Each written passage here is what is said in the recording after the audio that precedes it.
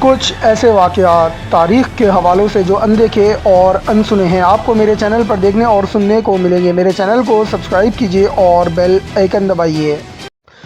جنگ قادسیہ اسلام کی ایک اہم جنگ جو دور فاروقی رضی اللہ تعالیٰ عنہ میں لڑی گئی۔ اس میں مسلمانوں کا مقابلہ ایرانیوں سے ہوا، اور جب ایرانی بڑے بڑے دیو ہیکل ہاتھی لے کر آئے تو مسلمانوں نے کیا کیا اور ان کو جنگ میں کتنی پریشانیاں اور مشکلات کا سامنا کرنا پڑا۔ یہ ویڈیو بہت زیادہ انفارمیٹیو ہونے والی ہے۔ ناظرین، جنگ قادسیہ بہت زیادہ اہمیت کی حامل ہے۔ اس کی ابتدا مغیرہ بن شعبہ مذاکرات کے بعد واپس آئے تو رستم پہلوان نے اپنی فوج کو تیاری کا حکم دے دیا۔ دونوں لشکروں کے درمیان میں ایک نہر حائل تھی۔ رستم کے پاس پیغام بھیجا کہ تم نہر کے اس طرف آ کر لڑو گے یا ہم کو نہر کے اس طرف آنا چاہیے۔ سعد بن ابی وقاص رضی اللہ تعالیٰ عنہ جو اس جنگ کے امیر تھے، انہوں نے کہلوا بھیجا کہ تم ہی نہر کے اس طرف آ جاؤ۔ چنانچہ تمام ایرانی لشکر نہر کو عبور کر کے میدان میں آ کر جم گیا۔ میمنا و مسرا اور ہر اول و ساکا وغیرہ لشکر کے ہر ایک حصے کو رستم نے جنگی ہاتھیوں اور زرہ پوش سواروں سے ہر طرح مضبوط و مکمل بنایا۔ خود قلب لشکر میں قیام کیا۔ یہ ایرانی لشکر جو زیادہ سے زیادہ 30,000 کے اسلامی لشکر کے مقابلے میں آمادہ جنگ ہوا، 2.25 لاکھ سے زیادہ، اور ہر طرح اسلامی لشکر کی نسبت سامان حرب سے مسلح تھا۔ ناظرین، اگر آپ چینل پر نئے ہیں اور ابھی تک آپ نے میرے چینل کو سبسکرائب نہیں کیا تو پلیز میرے چینل کو سبسکرائب کر لیجئے۔ ویڈیو آخر تک دیکھیے گا اور دوستوں کے ساتھ ضرور شیئر کیجیے گا۔ ویڈیو کو لائک کرنا بھی مت بھولیے گا۔ اب میں بڑھتا ہوں ویڈیو کی طرف۔ سپاہ سالار اسلام اس جنگ میں کون تھے؟ اس جنگ کے سپاہ سالار لشکر یعنی امیر سعد بن ابی وقاص رضی اللہ تعالیٰ عنہ تھے، جو کہ دمبل ان کے نکل رہے تھے اور ارکن نساء کے درد کی بھی آپ کو شکایت تھی، لہذا نہ گھوڑے پر سوار ہو سکتے تھے اور نہ ہی آپ چل پھر سکتے تھے۔ میدان جنگ میں اسلامی لشکرگاہ کے سرے پر ایک پرانے زمانے کی بنی ہوئی پختہ عمارت کھڑی تھی۔ حضرت سعد بن ابی وقاص رضی اللہ عنہ خود اس عمارت کی چھت پر گاؤں تکیہ کے سہارے بیٹھ گئے اور اپنی جگہ میدان جنگ کا سردار خالد بن ارفتہ کو تجویز کیا، لیکن لڑائی کے نقشے اور میدان جنگ کے اہم تغیر و تبدل کو حضرت سعد بن ابی وقاص رضی اللہ تعالیٰ عنہما نے اپنے ہی ہاتھ میں رکھا، یعنی برابر خالد بن ارفتہ کے پاس ہدایات روانہ کرتے رہے۔ ایرانی لشکر کی تیاریوں کی خبر سن کر اسلامی لشکر بھی جنگ کی تیاری میں مصروف ہو گیا تھا۔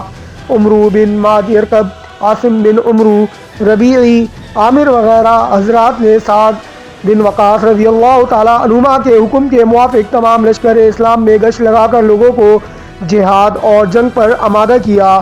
شعراء نے رجز خوانی شروع کی، قاریوں نے سورہ انفال کی تلاوت سے تمام لشکر میں ایک جوش اور ربی جانی کیفیت پیدا کر دی۔ ناظرین، جنگ قادسیہ کا پہلا دن۔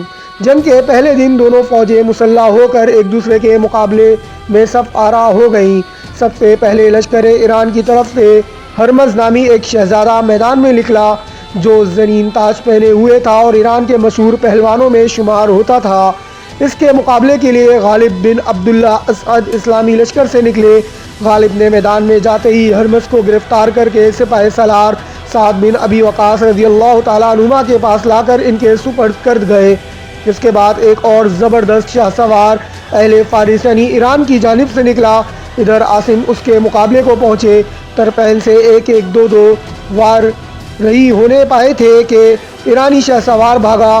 عاصم نے اس کا تعاقب کیا۔ لشکر فارس کی صف اول کے قریب پہنچ کر اس کے گھوڑے کی دم پکڑ کر روک لیا اور سوار کو اس کے گھوڑے سے اٹھا کر اور اپنے آگے زبردستی بٹھا کر گرفتار کر لائے۔ یہ بہادری دیکھ کر لشکر ایران سے ایک اور بہادر چاندی کا گرز لیے ہوئے نکلا۔ اس کے مقابلے پر عمرو بن معد یرکب نکلے اور گرفتار کر کے لشکر اسلام میں لے آئے۔ رستم جو کہ بہت بڑا پہلوان تھا، اس نے اپنی کئی سرداروں کو اس طرح گرفتار ہوتے ہوئے دیکھ کر فوراً جنگ مغلوبہ شروع کر دی اور سب سے پہلے ہاتھیوں کی صف کو مسلمانوں کی طرف ریلا۔ ہاتھیوں کے اس حملے کو قبیلہ بحیلہ نے روکا، لیکن ان کا بہت نقصان ہوا۔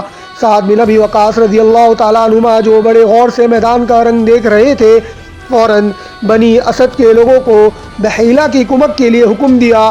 بنو اسد نے آگے بڑھ کر خوب داد مردانگی دی، لیکن جب ان کی بھی حالت نازک ہوئی تو سعد رضی اللہ تعالیٰ عنہ نے فوراً قبیلہ کندہ کے بہادروں کو آگے بڑھنے کا حکم دیا۔ بنو کندہ نے آگے بڑھ کر اس شان سے حملہ کیا کہ اہل ایران کے پاؤں اکھڑ گئے اور وہ پیچھے ہٹنے لگے۔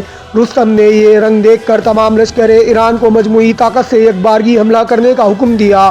اس متفقہ سخت حملے کو دیکھ کر سعد بن وقاص رضی اللہ تعالیٰ عنہ نے تکبیر کہی اور تمام اسلامی لشکر نے سعد بن وقاص رضی اللہ تعالیٰ عنہ کی تقلید میں تکبیر کہہ کر ایرانیوں پر حملہ کیا۔ گویا دو سمندر ایک دوسرے پر امنڈ آئے یا دو پہاڑ ایک دوسرے سے ٹکرائے۔ فریقین کی فوجیں ایک دوسرے میں خلط ملط ہو گئیں۔ اس حالت میں ایرانیوں کے جنگی ہاتھیوں نے اسلامی لشکر کو سخت نقصان پہنچانا شروع کیا۔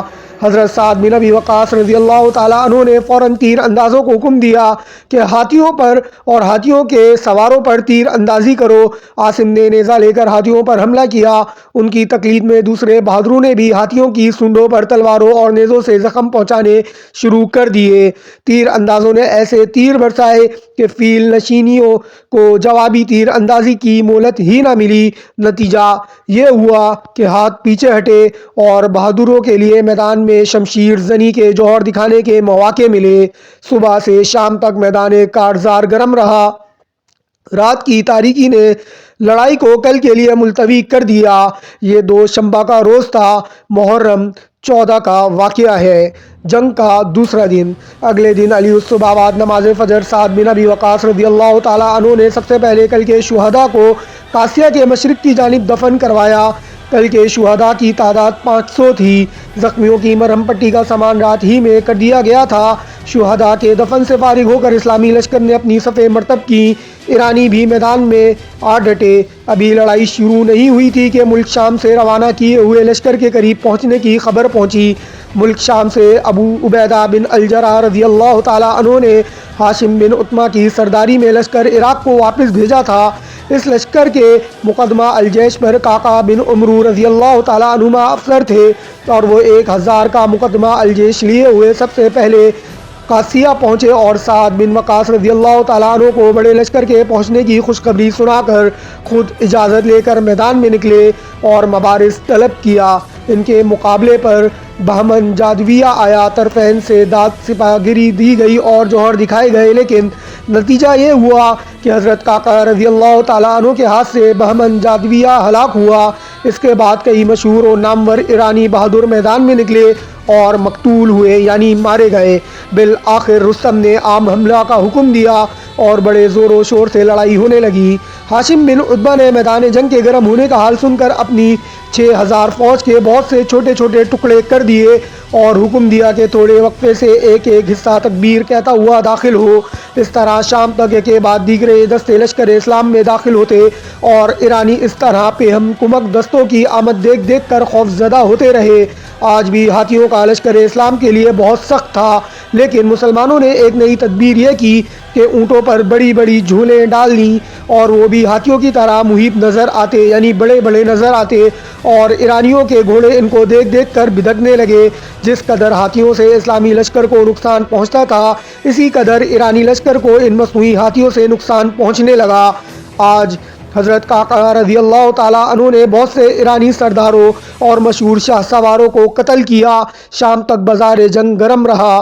آج 1000 مسلمان اور 10,000 ایرانی میدان جنگ میں کام آئے۔ ناظرین، جنگ کا تیسرا دن انشاءاللہ آنے والی ویڈیو میں لے کر آؤں گا۔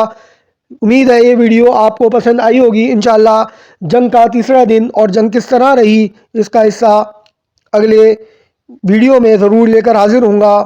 اللہ حافظ۔